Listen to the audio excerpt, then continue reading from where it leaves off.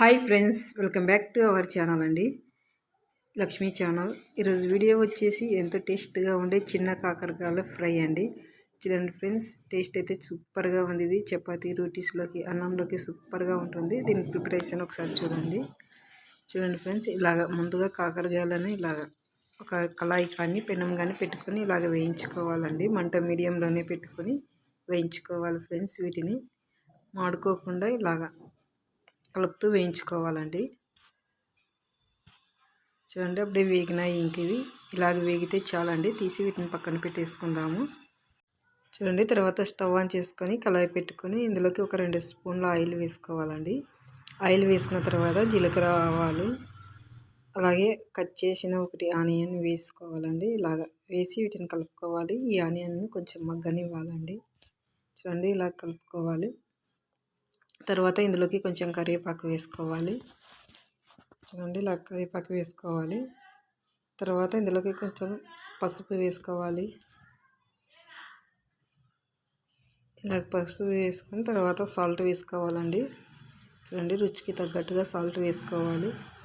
తర్వాత tomato, cut చేసిన tomato 1 వేసుకోవాలి. వేసుకొని అంతటినీ ఇలా కలుపుకోవాలండి. వీటన్నిటిని మగ్గనివ్వాలి నూనెలోన. చూడండి, ఇలా మూత పెట్టి కొంచెం మగ్గనిద్దాము. చూడండి ఫ్రెండ్స్, ఇలాగ మూత తీసి చూద్దాము. చూడండి, ఇలాగ మగ్గినాయి. ఇంక ఇందులోకి కారం వేసుకోవాలండి. ఇలాగ 1.5 స్పూన్ కారం వేసుకొని అంతా ఒకసారి కలుపుకుందాము. చూడండి ఫ్రెండ్స్, అంతా ఇలాగ ఒకసారి కలుపుకోవాలి. అంతా కలిసేలాగా కలుపుకోవాలి. కారం కొంచెం ఒక 2 మినిట్స్ అలాగ మగ్గనివ్వాలండి. చూడండి, ఇలాగ తర్వాత ముందుగా మనం వేయించి పెట్టుకున్న కాకరకాయలని ఇలాగ వేసుకోవాలండి. ఇందులోకి వేసి అంతా ఒకసారి కలుపుకుందాము. చూడండి, ఇలాగ అంతా కలిపి మూత పెట్టి ఒక 2 మినిట్స్ అలాగ మగ్గనిద్దాము.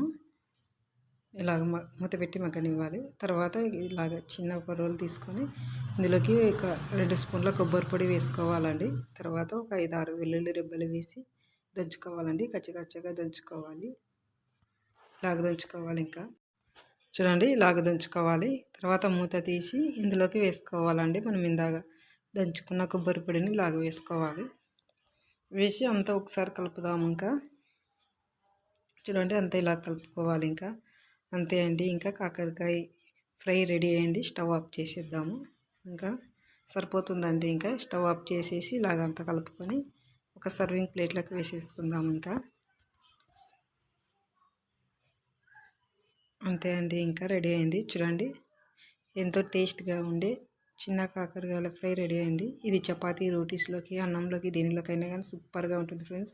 వీడియోని అయితే లైక్ చేయండి. మీరు లైక్ చేయడం వల్ల వీడియో ఎక్కువ మందికి పోతుంది. కాబట్టి తప్పకుండా లైక్ చేయండి, షేర్ చేయండి, సబ్స్క్రైబ్ చేయండి. Bye friends.